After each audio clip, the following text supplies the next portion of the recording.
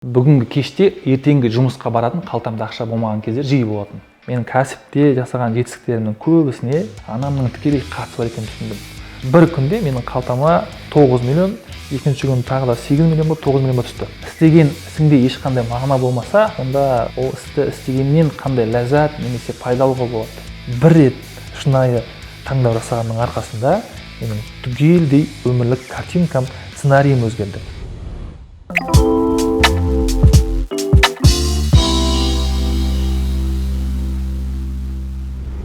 Армысыз көрермен, журналист Жазира Байдалымын. Байдалы бар жерде білім, бақыт, байлық туралы әңгіме өрбетіледі. Бүгінгі менің қонағым инфонарықты әрбір өніммен шулатып жүрген кәсіпкер Бақытбай Сабырбеков.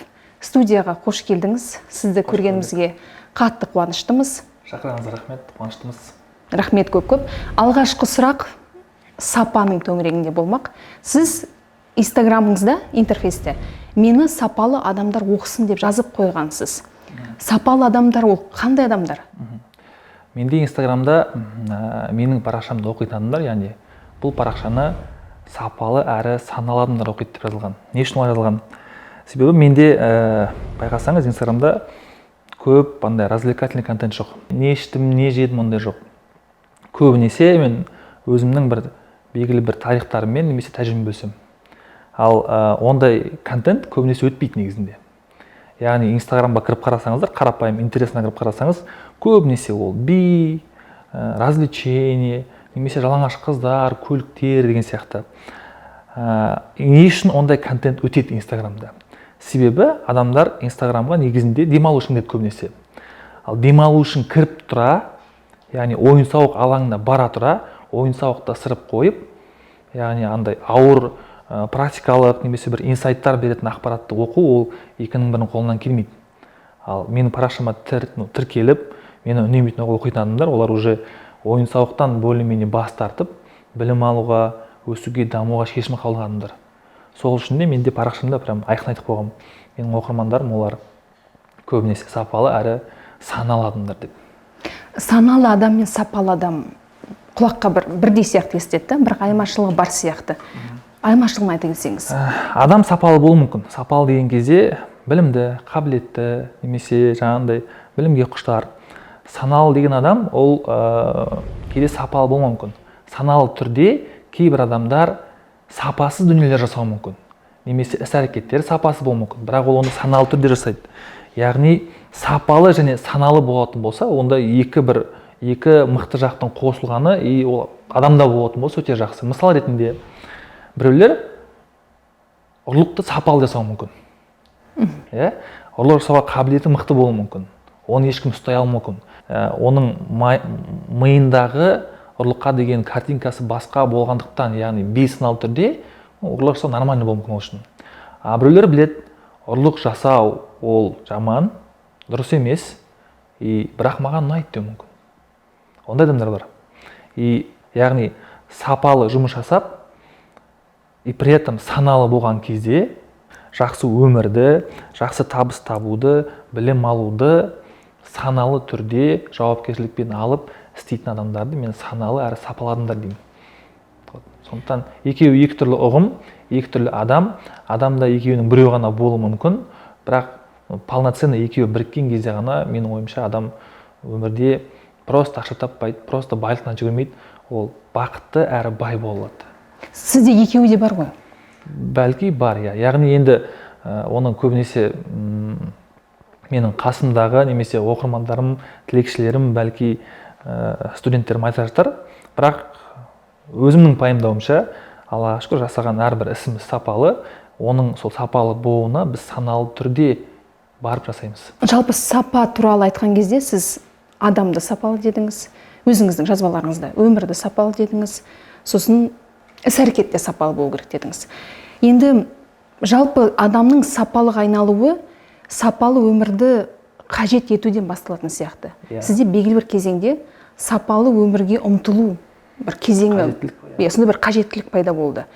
Ол қажеттіліктің пайда болуына мынандай оқиғалар әсер етті деп сіз бұрын-соңды Инстаграмда айттыңыз. Бірақ бүгін бір бұрын-соңды басқа жерде айтылмаған бір оқиғаңызды айта аласыз ба? Сол оқиғадан кейін сіз өміріңізді сапалы еткіңіз келді? Ол оқиғаны негізі енді инстаграмға салайын деп жүргем.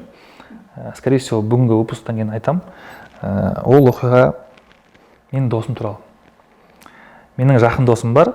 Маған қатты қиын болған кезде мен андай болатын. Бүгінгі кеште ертеңгі жұмысқа баратын, қалтамда ақша болмаған кезде жиі болатын.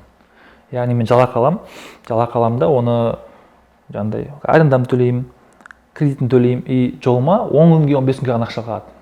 Келесі жалақыға дейін менде ақша қалмай қалады. И менде всегда андай болатын, маған почтадан доставка апарған кезде біреу чаевой берсе екен ғой деген сияқты. Себебі мен таңғы сағат 6-та жұмысқа барам, обедімді алып барам, ужинға уже тамақ алып бармаймын. Себебі тамақ сататын жер жоқ. И кешкі ужинді хотя бы бір 0,5 биос алып ішу үшін біреу чаевой берсе екен деп ойлайтын. И бір күні досым бар, Жанболат деген, соған ол күнде көріп жүр, мен қалай өмір сүретінін көреді, қалай қиналып жүргенін біледі. Осыны айттым, досым, осында что-то болмай кетті, қиналып жүрмін деп. Биосқа ақша таппай қаламын кейде деп.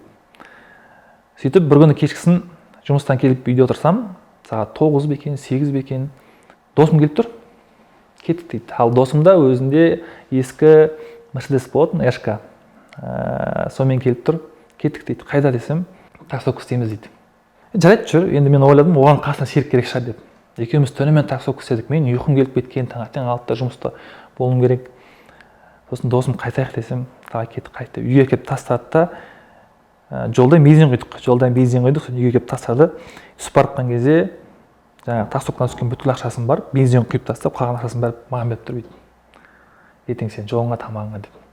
И осылай біз примерно 3 ай ма 4 ай ма жүрдік.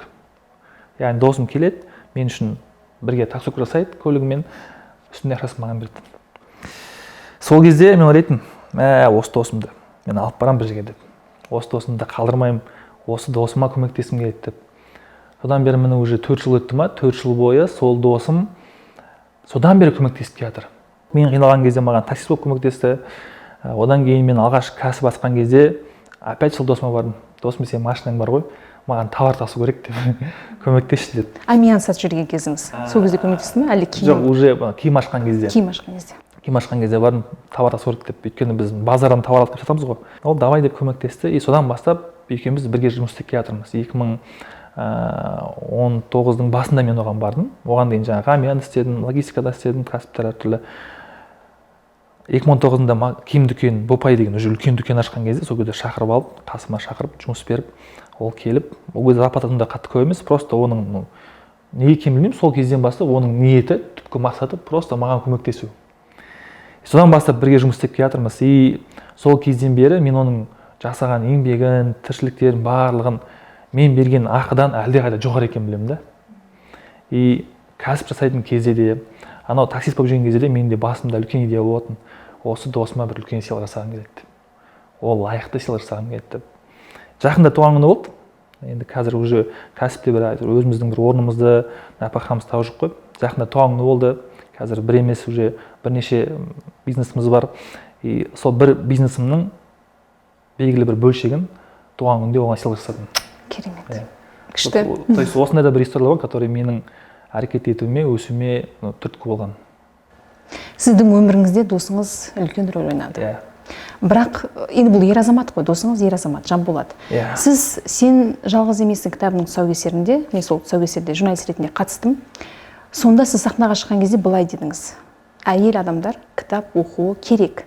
Өйткені бізді тәрбиелеп отқан, жалпы жеткізіп жатқан сол кісілер. Осы сөзіңіз маған сол кезде қатты әсер етті.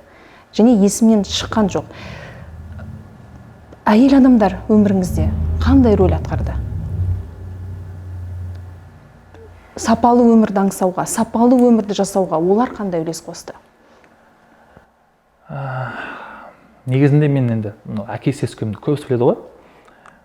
Көбінесе әкенің мен жоқтығына особо қатты енді сырттай білінген жоқ маған особо қатты. Тек анамның жылаған кезінде мен қынжылатынмын. Әке, сен неге қасында емессің деп. Бірақ неге маған әкемнің жоқ екені вообще білінбеді өмірде. Өйткені анам барлық жағдай істеді. Әкенің жоқтығын біліп түгелін барлығын істеді. Біз барынша еркін болып өстік. бізге ешқандай шектеу қойған жоқ. Қазіргі біздің мысалға маркетингтағы немесе кәсіптегі жақсы идеялар келуде бізге сол кездегі анамның бізге ешқандай шектеу қоймауынан. Мен естіп білгенше ол кісі бізді жетектеумен өсті. Ең қатты маған әсер ететін сол кездердегі әйел адам ғой, бәрібір әйел адам, оған серік керек бәрібір де.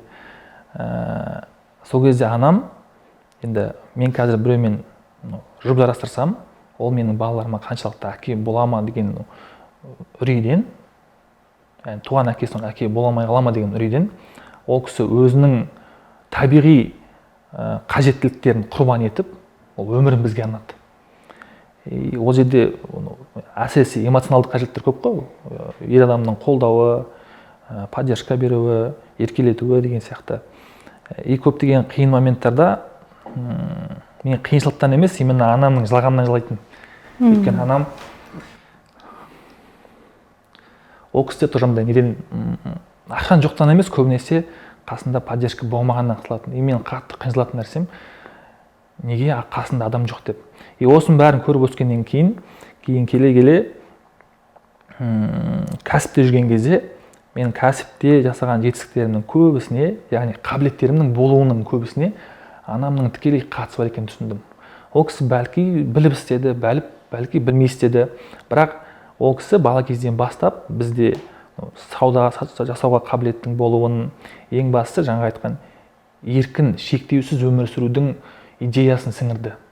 Мысалы, бала кезімде мен түнгі сағат 2-3 кейін ойнасам да айтпайтын үйге қайт деп. Мама, мен бүгін тауық етіміздің, тауық ет бер, проблема жоқ. Мама, мен бүгін музыка тыңдағым келіп тұр десең, бақыртып қойып музыка оқып қоясың, бел иісің үйде, шектеу жоқ.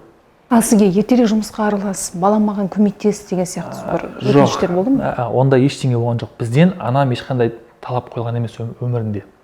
Мүлдем талап қойған емес. Егер саған ұнай ма, істе, ұнамаса істемей қой. Мүлдем талап қойған емес. Бірақ енді кейде біз өзіміз еркін болғаннан кейін шектен шығып кетіп, ауылда қар бұзырлау деген сияқты нәрселер болатын, сондай кезде әбден сығып алатын. Яғни бұрысты бұрыс деп. Сол кезде мен түсіндім, что менің кәсіптегі жетістіктердің көбісіне анамның қосқан үлесі өте үлкен. Енді бастауыма себеп болған әртүрлі ситуациялар көп қой, бірақ анамның қосқан үлесі өте үлкен. Сондықтан тіпті әйелімде болсын, әйелімде қыз бала болғаннан кейін әйелімнің менің кәсіп жасауыма ешқандай кедергі келтірмей, үнемі қолдап отыратында, ол да бір дәрежедегі оның саналы болуының және білімді болуының арқасында. Мысалы, кәсіпкер болғаннан кейін үйде жоқ болып кетуі мүмкін, бір-екі апта командировка кетіп қалуы мүмкін, немесе демалмай жұмыс істеуі мүмкін. Мысалға, менде практически соңғы 3-4 жылда полноценный демалыс болмаған әлі. То есть таңертең жұмыс, кешке үй, таңертең жұмыс, кешке үй. Біз оған ондай демалыс, үй деп қарамыз, просто өміріміз сондай.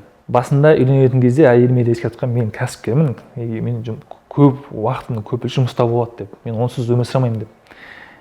Көп қыз-келіншектер осы жерде күйеуі көп жұмыс істеп кетсе, қатты талап етеді. Неге ерте келмейсіз, неге жүре бересіз, тағы бірдеңе деп. Осы жерде менің жолдасымның тарапынан да маған қолдау болғаннан кейін маған да жұмыс жасау оңай болды да. Яғни екі әйел адам, біреуі анам, біреуі жолдасым, менің кәсіпте жетістікке жетуіме қалай да болса ықпал етті. Біліп болсын, білмей болсын да.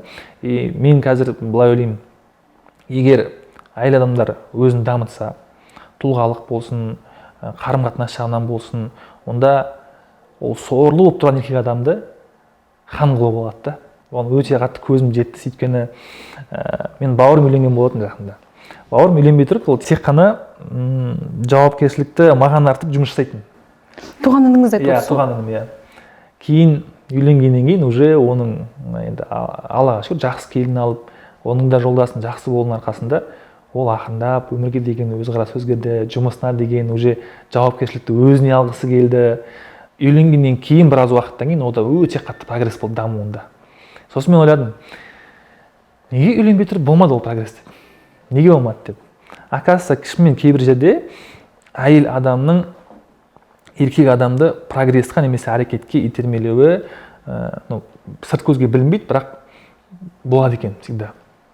Жалпы сіздің үйленуіңіз сіздің мансап жолыңыздағы бір ауыр кезеңге тап болды ғой. Тура үйленетін кезде қателеспесем, иә банкротқа ұшырадыңыз. иә үйленердің алдында Үйленердің алдында бір оқиға болды ғой. негізі үйленеміз деп уже уақытын бәрін белгілеп қойғанбыз. 4 айдан кейін уже мен оны алып келуім керек ұзатып жаңағыдай бәрі келісіп, сол 4 айдың ішінде мен 9 миллион теңгеге қарызға кірдім.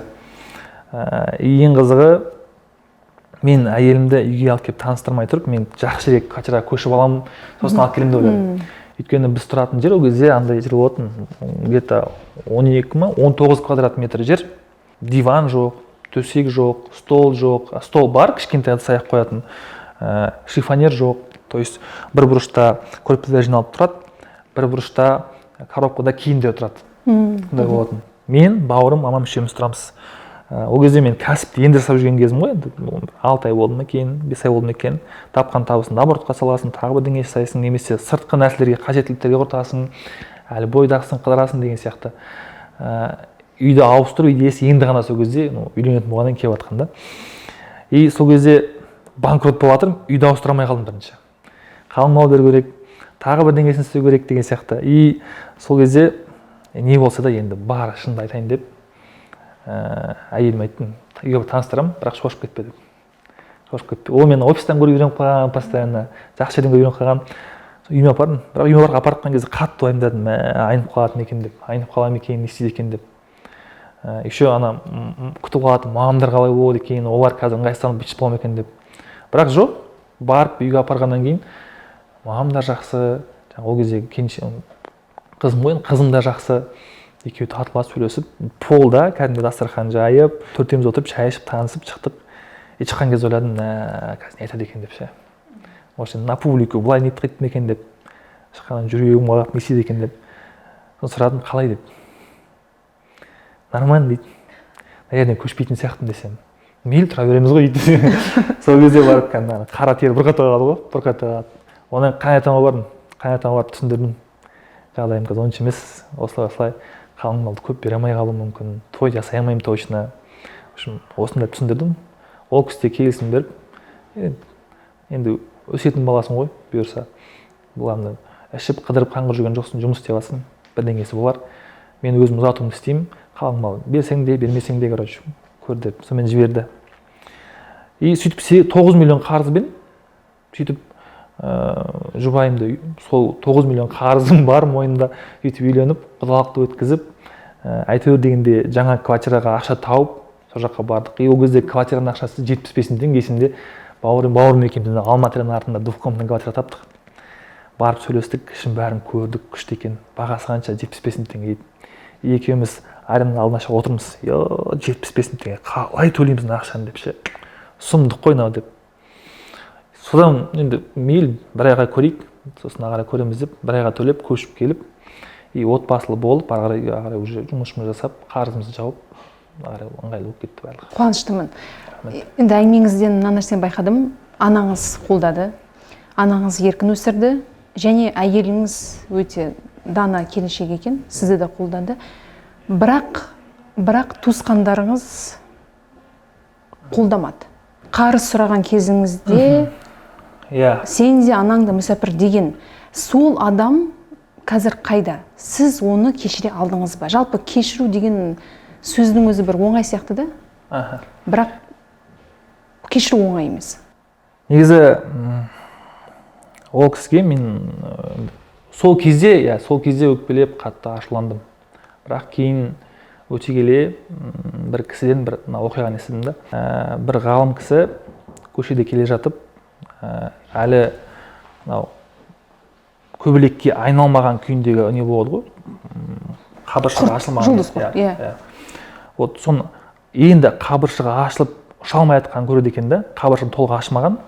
Соны алып қабыршағын ашып шығарып жейші деп бүйтіп ашып, ананы көбелекті алып ұшыр жесе, көбелек ұшамай бүйтіп құлап өліп қалады екен. Сосын ойландым, неге олай болды, мен оған көмектескім келді ғой деп. Сөйтіп басқа екінші бір ғалымнан сұрайды екен, осылай деп болды, анау неге өліп қалды деп. Сөйтсе екінші ғалым, сен табиғаттың заңдылығына қарсы келдің. Ол көбелек қанатын қатайтып, өзі жарып шығу керек еді. Сен оның қанатының қатаюына кедергі жасадың деп. Уақытынан бұрын. Уақытынан бұрын өлтірдің деп айтқан екен да. Сол кезде мен ағама біраз уақыт бойы қатты өкпелегенім өкініп, бір кәдімгідей өзімді кінәлап алғаным бар. Неге? Өйткені егер де ағам сол кезде маған қарызға ақша берген кезде, онда бүгінгі бақытбай болмайтын еді. Өйткені ол кезде мен проблемамның шешімін іздеп емес, проблеманың бетін жабуды іздеп жүрдім. Яғни ақша табыс көзін табуды емес, біреуден қарызға ақша алып, проблеманың бетін пока алдай тұруды ойладым. Өсуді ойлаған жоқпын. Яғни егер мен сол ана ағам маған ақша бермеген кезде және ауырсындырып айтып қалған кезде мен жігерленіп, қайраттанып, мен ақша таба аламын, мен өсе аламын деп әрекет істемейтін едім. Сол үшін де мен ол ағама қазір ешқандай өкпе ренішім жоқ. Наоборот, ағамды жақсы көремін, сыйлаймын, алғысым шексіз. Қазір жақсы араласасыз. Иә, көрген сайын кәдімгідей ерекше махаббатпен сөйлесіп, амандасып, қал-жағдайын сұрасып тұрамын. Ол кісінің сөздері, былайша айтқанда аяусыз айтылған сөздері сізді қамшылады, итермелеуші күш болды. Сіз қазір эфир жүргізесіз, сосын курстар алдында вебинар өткізесіз. Вебинарда кей сәттерде сізде бүйтпесеңдер болмайды, қазір сендерде мынадай жағдай, осылай жүре бересіңдер ме деп кейде аяусыз айтатын, шындықты айтатын кездеріңіз болады. Бұл тек қана сатудың элементі ме, әлде бұл да жаңағы ағаңыздың позициясындай қазіргі жастарды, диванда жатқан, телевизор көріп жатқан жастарды тұруға, еңселерін көтеруге және ең құрғанда бір әйтеуір әрекет жасау, ең құрғанда кітап оқуға итермелеу ме? Әлде екеуі де бар ма? Біз негізі маркетингте да, сатуда да біз агрессивный маркетингті және агрессивный сату құралдарын қолданамыз. Не үшін? Сізге бір оқиға айтып берейін. Осыдан біраз уақыт бұрын мен Астанаға іссапармен бардым. Барып қонақтадым. И осы Алматыдан бір видеогруппалар бар да, балалар барып вебинар түсірді. И ана видеогруппалар мен танысым, сосын айттым, сен кешке кел, әңгімелесейік, сырласайық деп. Келді, номерға келді, біз номерға тамақ бердік, заказ бердік, тамақ іштік, сөйлестік, әңгімелестік. Мен ол кезде ол баланы өзіме командаға жұмысқа шақырғым келіп жүрген, ақырындап қарым-қатынас нығайтып жүрген болатын. Сөйтіп бір сағат отырдық, бала кетті. Бір сағаттан кейін бөлмені жинайтын мамандар, жаңағы адамдар, қызмет көрсетуші мамандар келіп, бір жас жігіт келді, бөлмені жинап жатыр, жаңағы ыдыс-аяқтарды алып жатыр. Қалай отырдыңыздар дейді. Жақсы отырдық, рахмет. Біздің отельде демалыс қалай отыр дейді. Жақсы болып отыр, күшті болып отыр. Бұдан да жақсы демалыс қалайсыз ба дейді. Мен ойлап тұрмын ғой, қазір маған бір спа подарокқа беретін шығар, массаж, бонус бірдеңе сыйлайтын шығар, может, тағы да бір қосымша бірдеңелер бар деп. Иә, әрине десем, ең қызығы ол бала телефон, планшет, үлкен планшет алып шығып, сол жерден бір сервисқа кіріп, сайтқа кіріп, өзінің логин пароль бар, жазып кіріп, мынаны қараңыз аға дейді. Қайсысын айтты сізге дейді. Қазақтың қыздары, жас қыздары, кәдімгідей осындай, аты осындай, жасы осындай, фигурасы осындай. Таңдайсыз. Иә, бұрынғы месяц осындай, анаған қатысқан, мына қатысқан, прям шынайы суреттермен, инстаграм аккаунттармен тұр. Таңдайсыз деген кезде, не үшін таңдайсыз десем, бір түні $2000 дұрыс қойған. Маған қат деген сол кезде адамның құны бір түні $2000, $800. Ойлаңызшы. Адамның тәнінің құны бір түнге $800 ғана. Менің де турасында қарындасым бар, әпкем бар, менің қызым бар.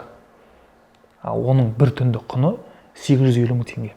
Енді сұрақтым, мысалға, мен де соны ойландым сол жақтап. Неге бұл қыздар бұлай жұмыс жасайды? Не үшін бұлар бұндай таңдау жасады? Сол кезде өзімнің басыма түскен оқиға есіме түсіп кетті, то что менде де кезінде бір қиын момент кезінде таңдау болған. Либо адал еңбек, аз табыс, либо адал емес еңбек, көп табыс деген. Иә. И мен өмірімнен қатты қиналып тұрған кезде, маған мынау тиімді сияқты көрінген кезде, мен бәлкім мына жаққа кетіп қалар едім, бірақ бір ситуация болды, мен бармай қалдым ол жаққа. И ондай адамдардың көбінесе солай шешім қабылдап, жеңіл жолға кетіп қалуы ақша үшін, ақшаға деген мұқтаждық үшін. И олар не үшін кетіп қалады? Просто олардың басында басқа таңдаулардың бар екенін білмейді, көрмейді. Біздің негізгі мақсатымыз осы таңдаулардың бар екенін жеткізу. Ол вебинар арқылы болсын, ол курс арқылы болсын, ол инстаграм арқылы болсын, басқа таңдаудың бар екенін жеткізу. Сіз және заманауи мамандықтар орталығы штаб өмірде таңдау барын жеткізгісі келеді. Дәл осы сәтте рұқсат етсеңіз, Бақытбай мырза, біз штабқа саяхат жасайық, компанияның ішін көзбен көрсетейік, сол жерде аз кем әңгімелесейік. Жақсы.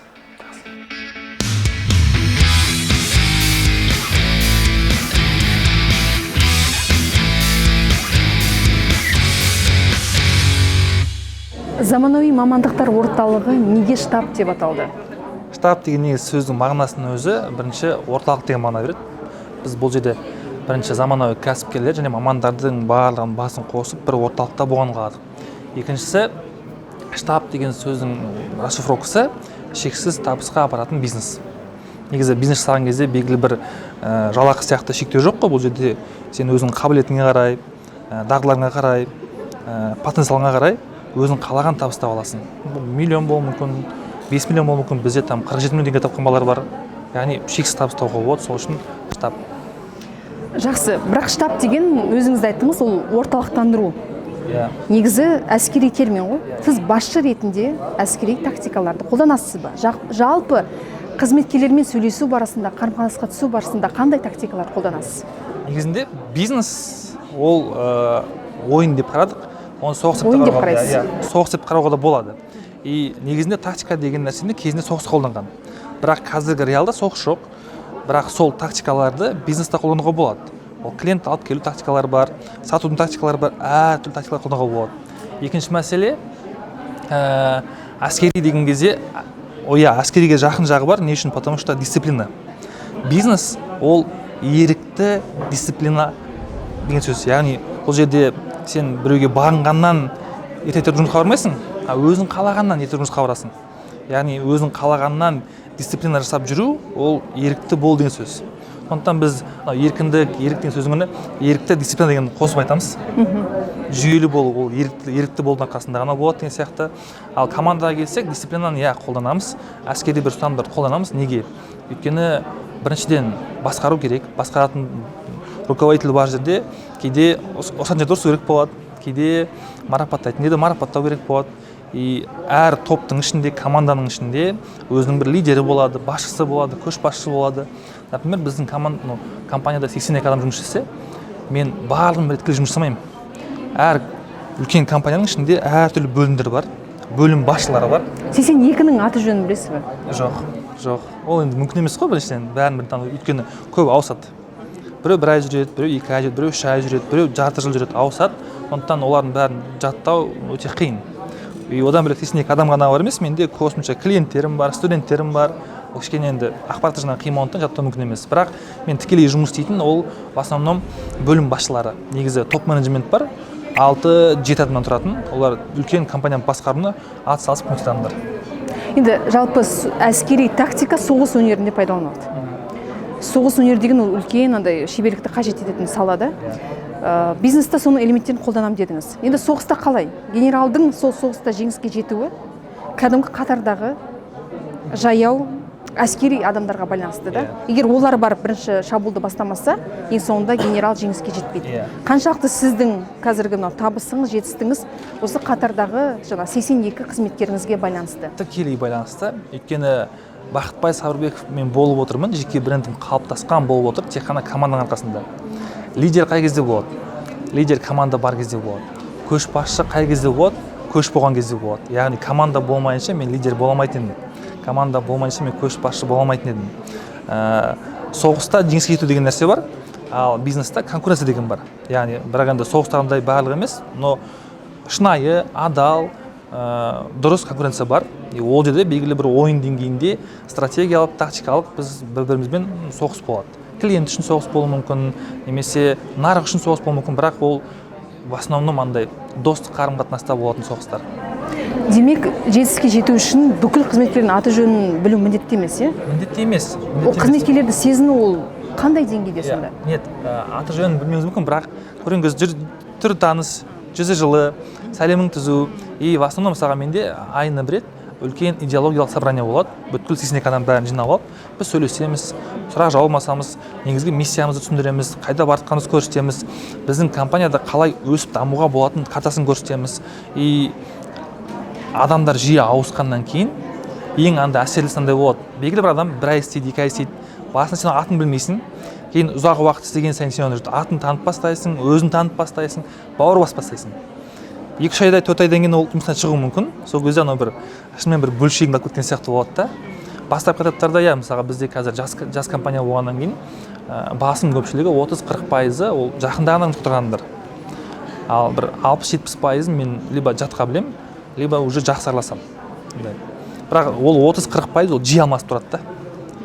Жаңадан үнемі жаңа мамандар келеді, жаңа адамдар келеді. Мысалы 82 адам осы айда болатын болса, 2 айдан кейін 140 адам болуы мүмкін. Потому что компания өсіп жатыр. Мен тағы да келген ар жағындағы 60 адам атын жаттау, ол бірінші айда, екінші айда өте қиын болады.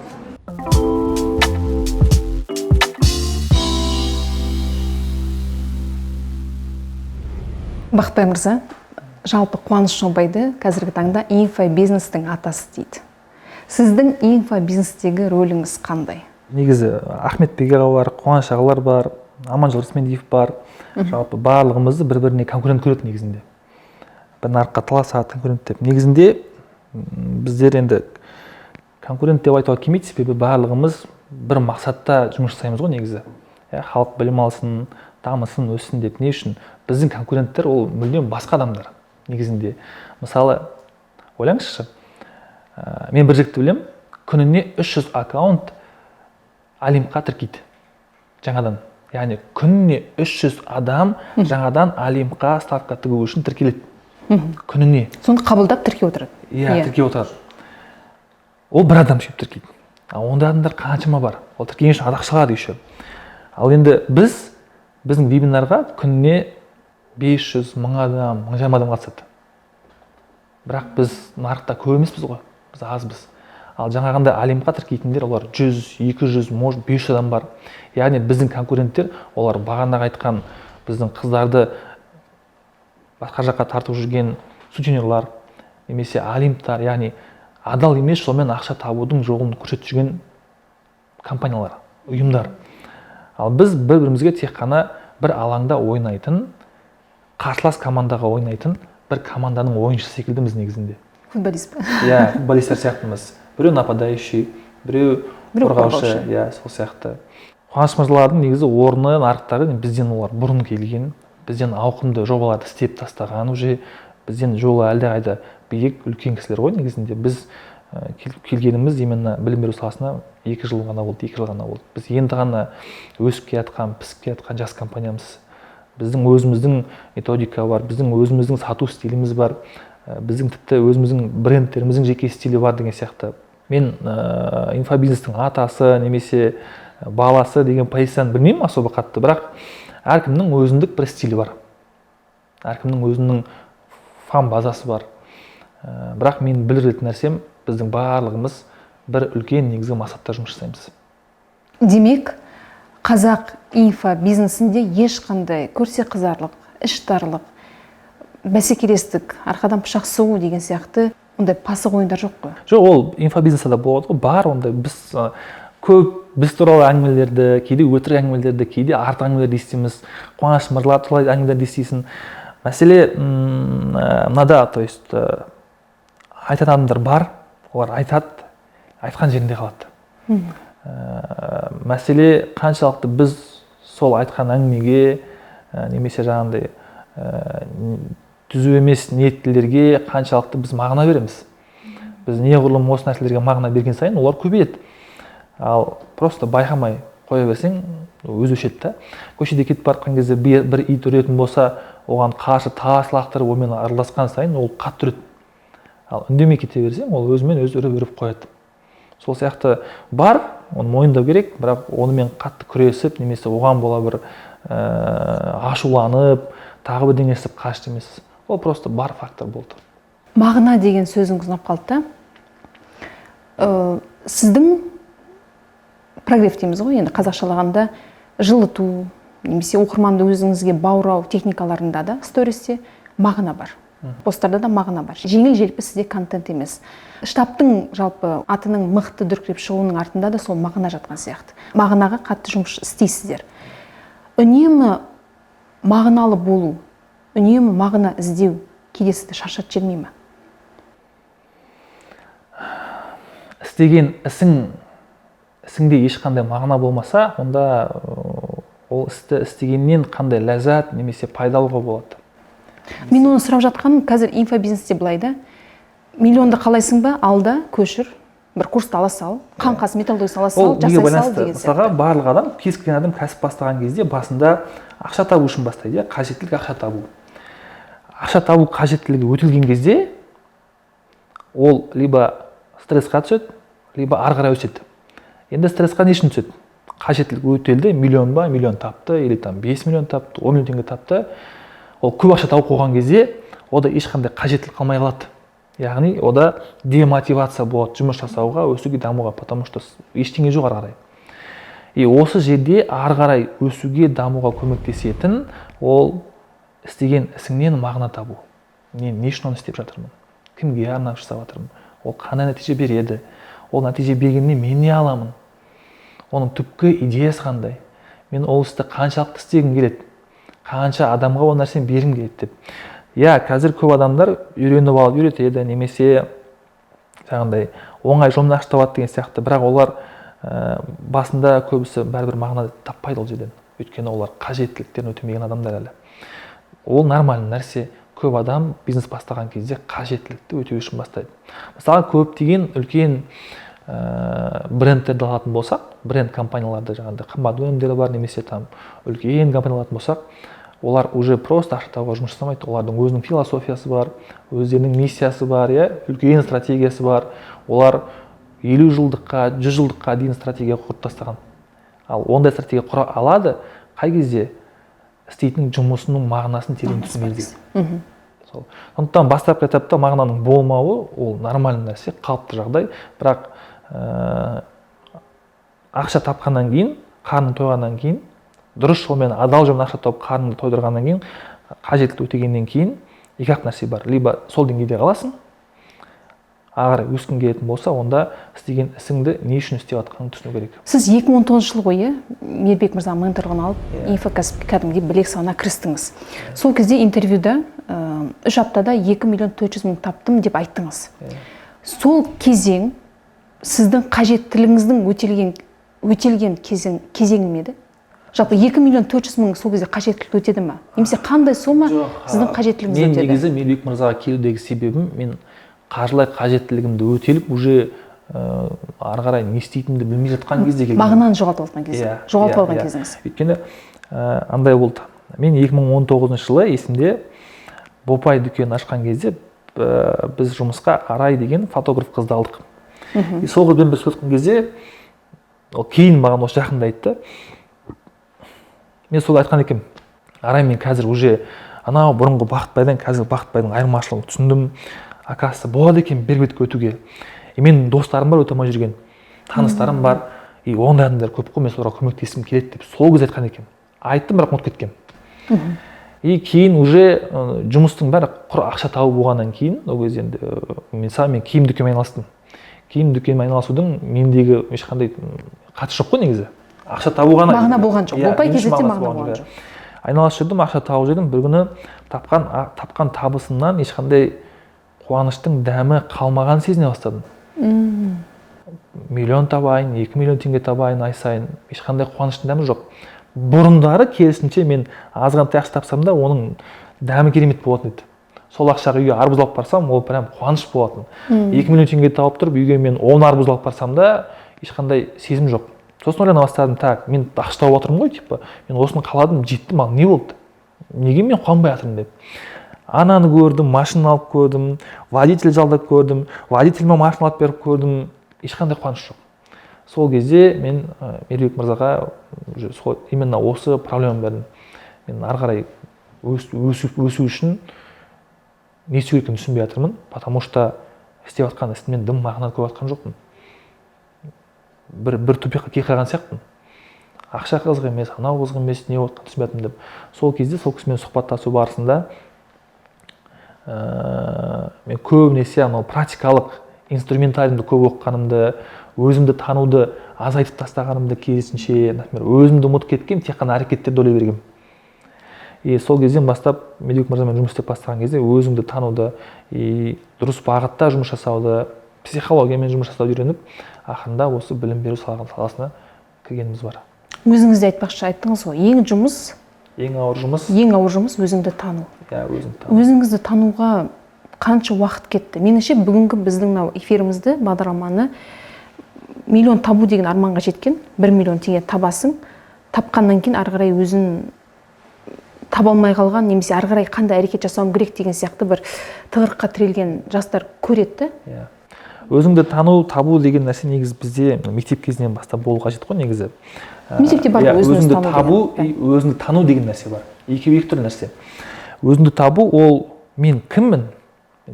Целом өмірде мен кім болғым келеді деген сұрақтың жауабы. Бұл ең күрделі сұрақ негізінде.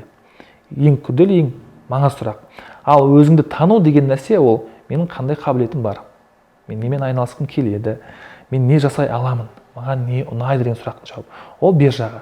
Ал мен кіммін деген табу ол біраз әрекеттерден кейін барып, сіз әртүрлі саланың әртүрлі әрекеттің дәмін көргеннен кейін барып, мен оказывается мынау маған ұнайды екен, мынау екен, значит мен мынандай адаммын деп айтылатын деген үйректі. Мысалға мен қазір өзімді кәсіпкермін деп айтамын.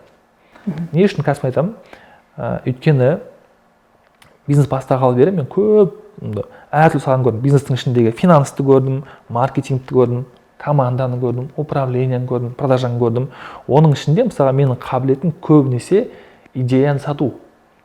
Оқырманға, клиентке, идея ол өнім болуы мүмкін, курс болуы мүмкін, товар болуы мүмкін, или инвесторға проект болуы мүмкін деген сияқты. Идеяны сату маған жасау өте оңай. Және ұнайды ол процесс.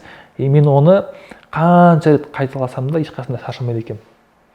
Ал енді кейін келе уже қабілетімді, мықты жақтарымды танығаннан кейін, біраз уақыттан кейін барып 2019-дың аяғында, 2020-ның басында мен уже ақырындап идеяны сата алатын адам, ол негізі нағыз кәсіпкер дегенді зерттей бастадым. Өйткені көбісі ойлайды, кәсіпкер деген ол тауар сатады, қызмет сатады, не знаю, бизнес сатады деген сияқты. Негізінде кәсіпкер деген ол өзінің идеясын жүзеге асырып, соны ақшаға айналдыратын адам. Ол мықты эксперт болмауы мүмкін, мықты мұғалім болмауы мүмкін, тіпті мықты маман болмауы мүмкін. Бірақ ол маман мен клиентті, мұғалім мен клиентті, тауар мен клиентті байланыстыра алатын, белгілі бір идеяның аясында жинай алатын адам. Сол процесті ұйымдастырып, сауда жасап, ақша сататын кәсіпкер дейміз негізі. 2019-ның аяғында, 2020 басында мен түскен кезде мен кәсіпкермін деп. Сол кезден бастап мен өзімді кәсіпкермін деп таныған кезден бастап, менің ақша табуым, кәсібімді дамытуым әлде қайда оңай болды. Потому что, во-первых, мен өзім танып алғам кім екенімді, мықты жақтарымды білем. Кәсіптің ішінде де, мысалға, мен әлсіз жақтарыма вообще кірмеймін. Егер мықты жағым сату болатын болса, идея сату болатын болса, значит, маған маркетинг пен продажаға кіру керек. Командаға кіру болатын болса, командаға маған кірмеймін. Ол жаққа бір мықты маманды қоямын да, сол маманға идея сатамын. Арай маман команданы басқарады. Өндіріс бөліміне өнімнің идеясын сатам, ол жақтың топ менеджері өндіреді.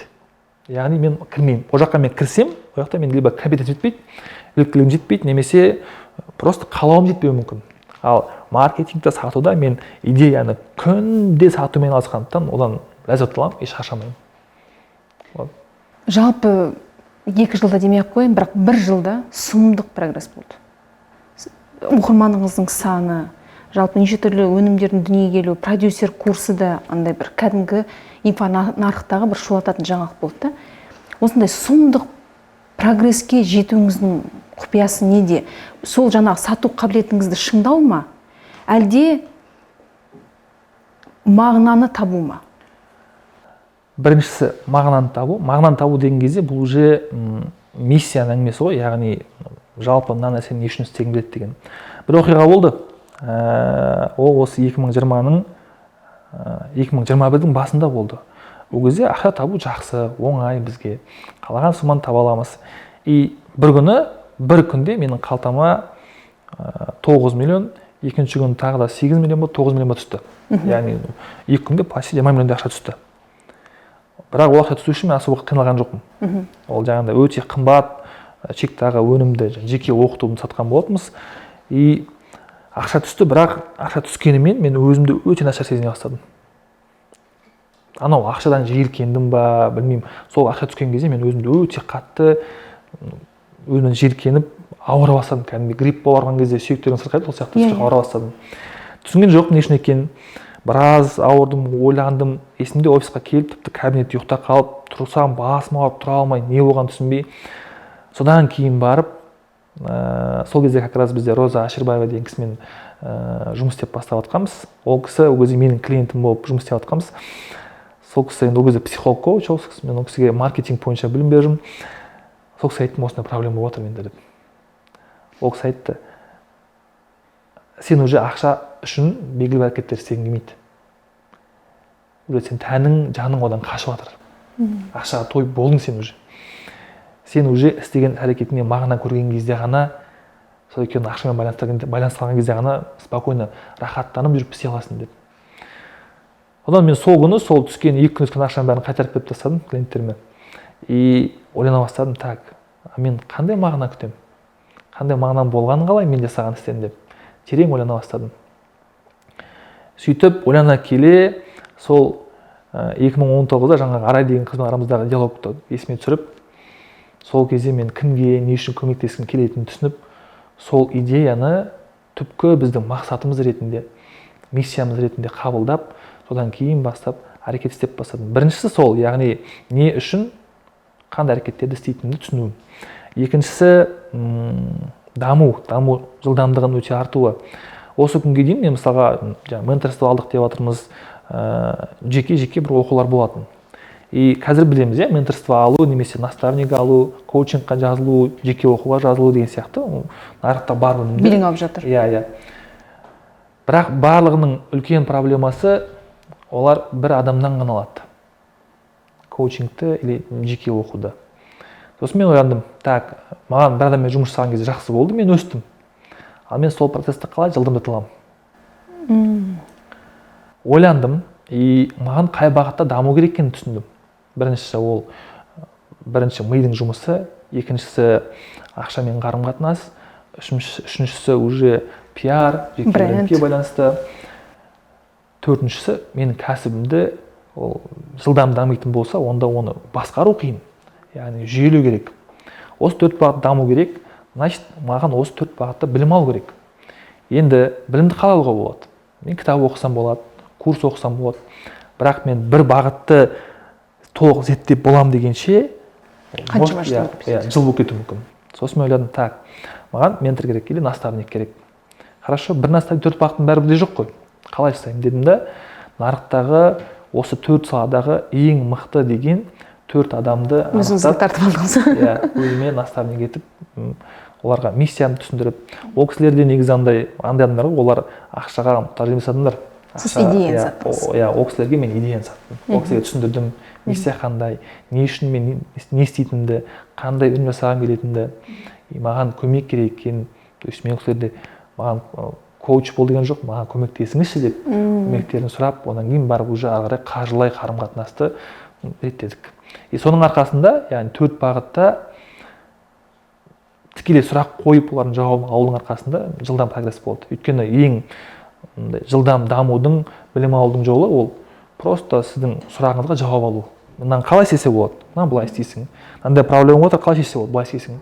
Сол сұраққа жауап алудың арқасында мен үнемі мышление бойынша, ақша бойынша, пиар бойынша, жеке бренд бойынша, кәсіпті жүйелеу бойынша, енді сату мен маркетингте өзімнің экспертлігім бар.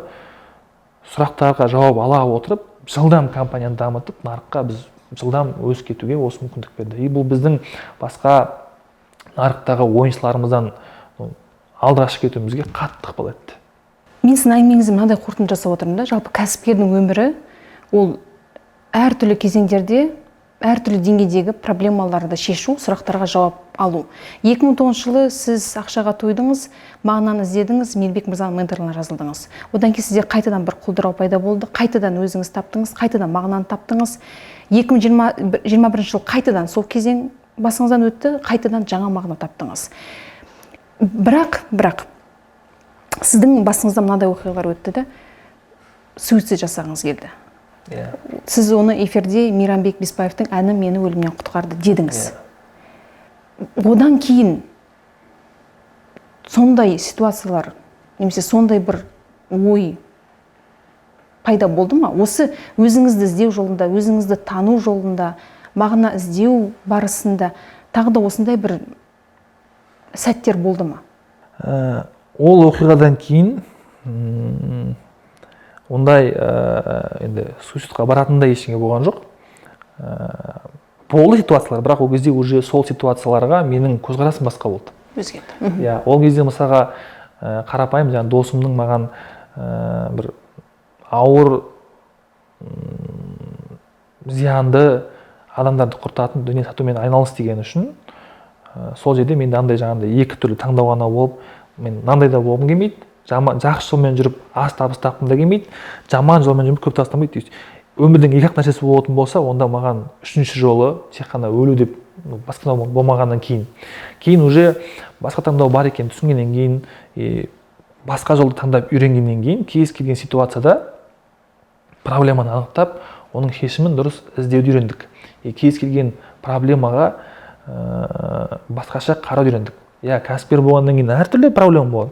Кейде команда ауысады, кейде адамдар жұмыстан шығады, кейде кассовый разрыв болады өте үлкен, кейде клиенттер жалоб жасауы мүмкін, сені жамандауы мүмкін. Оның бәрі қалыпты жағдай, егер сіз оған қалыпты жағдай деген мағына берсеңіз.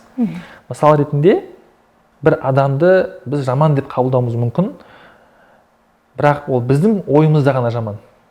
Басқа адам үшін ол керемет адам болуы мүмкін. Яғни бір адам, бірақ әртүрлі қабылдау, әртүрлі көзқараспен оған баға беру. Дәл сол сияқты біздің проблема біреу үшін әшейін бір ұсақ тек ұсақ тек болуы. Сондықтан сол біреу үшін ұсақ тек әңгіме деген нәрсеге біз де солай қарап үйренуіміз қажет та. Негізінде проблема үлкен деген нәрсе жоқ. Кез келген проблема ол просто проблема. Оның всегда шешімі бар. Ал біз оған ойбай, проблема анау деп қарасақ, онда оны неғұрлым мағына үлкейткен сайын біз қорқа береміз. Ең бұнда нашары, сіз қаншалықты соған фокус қойып, мынау проблема деген сайын соған жиі жолығасыз. Камри 70 алғыңыз келетін болса, оны қатты қаласаңыз, көшеден көре бересіз ғой қайта-қайта. Көзіңізге түсе береді. Тура сол сияқты біз проблема деп қиналып қарап, оны үлкейткен сайын ол көбейе береді. Мағынаны оған азырақ беріп, проблема жарайды, шешейік деп шешім іздеу керек болды. Сол кезде андай кез келген кәсіпкерлікте болатын қиындықтан шығуға болады. Бірақ кәсіпкерлікте оңай емес, әртүрлі ситуациялар, әртүрлі қиындықтар болады. Мынадай сұрақ қойым келіп тұр. Әңгіменің басына оралайық. Сапалы адам. Сапалы адам болу үшін жалпы кәсіпкер болу міндетті ме? Жалпы кәсіпкер болуға сіз кімдерді шақырасыз? Мысалға, кәсіпкер айтарлық жаңа айттым, ол идеяны сата алатын адам. Ол өніммен клиентті тұтынушы. Өнім ол идеядан басталады. Екеуін байланыстырушы адам. Енді қараңыз. Менің ойымша негізінде кез келген адам кәсіпкер бола алады, кез келген адам уже кәсіпкер. Неге? Біз мектепке барған кезде қасымызға жақсы адамды партаға отырғызу үшін, немесе кластың ішінде өзіміздің белгілі бір беделіміз болу үшін не істейміз? Өзімізді тұлға ретінде сатамыз. Яғни өзіміздің мықты тұлға екеніміздің идеясын сатамыз. Немесе қарым-қатынаста бір жақсы жарды өзіңе алу үшін бірінші оған жақсы жігіт екенінің идеясын сатасың оған. Яғни сауда бар, бұл да сауда, алмасу бар, яғни бұл да бір кәсіп деп қарасақ болады. Осының негізінде мен ойлаймын кез келген адам кәсіпкер бола алады, егер қаласа. Яғни кез келгеннің ішінде қаласа деген сөзге особо қатты мән беру керек. Біреу айтады, любой адам кәсіпкер болады дейді. Қаласа да, қаламаса да. Бірақ қаламаған адам ол қанша жерден тырыссын болмайды. Сондықтан мен кім кәсіпкер болғысы келеді деген бірінші сұрақ қоям. Мен деген адамдар болатын болса, онда мен оларға көмектесе аламын. Олардың сапалы болуына әсер ете аламын. Сапалы болу үшін тек қана кәсіпкер болу керек деген сөз емес. Жаңағындай қарым-қатынаста да сапалы болуға болады. Мектепте де сапалы болуға болады. Тіпті бір жерде жұмыс істейтін болсаң, сол жерде сапалы жұмысшы болуға болады. Ол жерде де сен өзіңнің уақытыңды, кәсібилігіңді сатасың. Өзіңнің уақытыңды, кәсібилігіңнің идеясын сатасың. Мен оны сұрап жатқаным, қазір біз инфокәсіпкерлікті андай тренд қылып жеттік та? Бүкіл жерде өміріңді өзгерткің келе ме? Осылай бейшара болудан жалықтың ба? Онда инфокәсіпкер кәсіпті баста, онда инфокәсіпкер бол деген сияқты. Мен негізі инфокәсіпті тренд деп санамаймын, потому что біздің зерттеуіміз бойынша нарықта жалпы бизнес образованияда жүрген, табыс табу курстарында жүрген өзі Қазақстан бойынша 250-350 мың адам ғана бар. Біз тренд деп ойлаймыз, потому что сол бір 250-300 мың адам ішінде ғана айналып жүріп қой, қайта шығарамыз да. И сол аудитория, мысалға маған келетін де сол аудитория, Қуаныш Мырзаға баратын да сол аудитория, Ахмет бәрі де бір аудитория айналып жүр просто. Сол камера 70-ті көргісі келетіндер ғой, қайта соны көре береді. Ал негізінде шынымен де инфобизнесті тренд қылу қажет. Неге? Өйткені бізде инфобизнес деген кезде көбінесе көбісі оқыттым емес, менің тәжірибем бар, өмірлік, білмеймін, қарым-қатынаста болуы мүмкін, тамақ жасауда болуы мүмкін, фотоға түсіруде болуы мүмкін. Сол тәжірибемен бөлісемін деу үшін. Яғни біз қазір осындай эксперттерді, бөлісетін эксперттер нарықта көбейген сайын, жаңағы 350 мың адам, ол 550 мыңға барады, бәлки миллионға барады, бәлки 2 миллионға барады. И ойлаңызшы енді, 2 миллион адамның ішінен хотя бы 30% қарым-қатынасын түзесе, әке-шешесімен, біреу әйелімен, күйеуімен, біреудің басқа адамның қарым-қатынасты түзету бойынша эксперттілік опытының арқасына сүйене отырып, или біреу табысын реттесе, біреу карьерадан көтерілетін болса, жақсы емес па? Сол үшін менің ойымша әлі де тренд қылу қажет. Бірақ қазіргі ситуация ол ондай қатты айтарлықтай тренд емес. Сіздер миссияларыңыз керемет. Сіздер өмірін өзгерткісі келетін адамдарды өздеріңізге тартасыздар, клиент ретінде. Бірақ сол курсқа жазылып, әрекет етпей, былайша айтқан кезде шатасып келетін адамдар да көп қой. Мысалы, штабқа пәленше мың адам курсқа жазылады, бірақ пәленше мың адам миллионер болып кетпейді, немесе өмірін өзгертпейді. Сол шатасып келген клиенттерді қайтесіздер? Көбінесе олар до конца барады. Курстың соңына дейін барады. Аяғына дейін оқиды. Аяғына оқиды, бірақ олар әрекет жасамағандықтан нәтиже болмайды. Ал енді жаңағыдай критичный жоқ, мен оқымаймын дейтіндер болатын болса, біз олармен келісімшарт бойынша жұмыс тоқтатамыз. Ал енді до конца барып нәтиже алмағандар деген адамдар болады. Осы мәселені біз ұзақ зерттедік. Жалпы бізде соңғы 2 жылда 23 мың адамдай біздің осы білім беру курстарын алып өткен екен. Соның ішінде орта есеппен 15% нақты өлшенетін нәтиже алған. Қалған 85% неге нәтиже алмайды деген сұрақты біз көп іздедік. Шәкірттерімізді зерттедік, бәрімен сөйлесіп шықтық, кәдімгідей Назерке ханым бар, барлығымыз ұзақ зерттеу жасадық. Олар шәкірттерімізді ғана емес, мен де зерттедік, потому что мен де курс оқыдым, нәтиже менде бар ғой. Нәтиже болған шәкірттерді зерттедік, болмағандар зерттедік. В концовке біз мынаны түсіндік. Оказывается, курстардан нәтиже алмайды деген адам жоқ. 100% нақты өлшенетін нәтиже алады. Неге олай? Курстарға келетін кезде адамдар 3 деңгейге бөлініп келеді екен. 3 деңгейге. Біріншісі просто қалаумен келеді. Яғни нақты қажеттілік жоқ. Өмірін өзгертуге қажеттілік жоқ. Олар бәлкім біреудің машинасына қарап қызығады, біреудің саяхаттаған әдемі өміріне қарап қызығады, біреудің үйіне қарап қызығуы мүмкін. Қызығушылықтан ғана келеді. И курс барысында қажеттілік болмағандықтан оларда әрекет жасауға особо қатты мотивация болмайды. Өйткені біз білеміз, нәтиже ол әрекеттің жемісі. Білім алып, соны практикада қолданғанның арқасында болатын жеміс. Енді ода қатты қажеттілік болмағаннан кейін әрекет жасау деген ол сида қиын нәрсе ғой, ол жаңа нәрсені үйреніп практикада қолдану, ол ми үшін өте ауыр жұмыс. Әрекет жасағанша мен қажеттілігім так өтеліп жатыр, желаниямды кейінге қалдыра тұрайын деген идея пайда болған басында. Яғни мен саяхаттан кейін чуть позже істеймін, лучше қазір әрекет істемей қойын. Татырсын деп қоя салады. И бізде көп адамдарда сөйтіп армандар кейін қалып келе жатыр. Екінші деңгейдегі адамдар, олар қажеттілігі бар адамдар. Бәлкім оған тұратын үйі ұнамайды. Бәлкім оған жұмысы ұнамайды. Яғни уже ода бір проблема бар. Ол соның шешімін іздеп келеді. И ондай адамдардың кемінде 50 және 70% нәтиже алады. Алғашқы 2-3 айда. Қалғаны ол білім алып, біраз уақыттан кейін практикада қолданады. Ал енді үшінші аудитория бар, олар проблемасы бар, және ол проблемасы асқынған. Мысалы, там бізде келді, кім деген, мысалы бізде қатты нәтиже алған балалар, 47 миллионға тапқан балалар, олар 5,5 миллион теңге қарызбен келген, еще оларға қатты звондап жаңағындай қарыз қайтармасаң өлтіремін деп қорқытып жататындай. Олар қатты қырыққа тіреліп тұр да, и оларға бір инструмент берсең болды, соның өзін бүйтіп қадірлеп тұрып қолданады. Нәтиже ол адамдай бір әрекет істейді, болмай қалса қайта істейді. И атады да. Ең қызығы барлығы ойлайды, мен бір рет қадам бассам болды, нәтиже болады деп. Ал біз білеміз, тіпті футболисттің өзі лучший бомбардир года болу үшін 200 гол соқса, 201 ғана попытка істемейді ғой. Ол 1000 попытка істеуі мүмкін, 2000 попытка істеуі мүмкін, сол сияқты. Енді бұны мен не үшін айтып отырмын, не үшін барлығы 100% нәтиже алады. Бірінші деңгейдегі адамдар, просто қалау бар адамдар.